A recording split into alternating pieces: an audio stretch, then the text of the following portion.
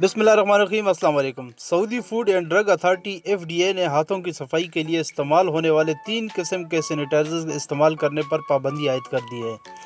अलमरसद news के मुताबिक Saudi FDA ने जिन 3 सैनिटाइज़र पर पाबंदी लगाई है, इनमें मेथानॉल की मिकदार हद से ज़्यादा पाई गई थी, जबकि एथानॉल और एज़ोब्रोबिनोल की मिकदार मुकर्रर हद से कम रिकॉर्ड की गई। सऊदी FDA की जानिब से जारी बयान में कहा गया है कि मकामी मार्केट में मौजूद तीनों सैनिटाइजर हासिल करके तज्ज़िये के लिए लेबार्ट्री भेज दिए गए हैं। सऊदी FDA ने तवज्जो दिलाई है कि ये हैंड सैनिटाइज़र किसी गैर मारूफ कंपनी के तैयार करदा हैं। इनमें मेथानॉल की मिकदार हद से ज़्यादा है और इसकी वजह से सार्फिन को मसाइल का सामना हो सकता है।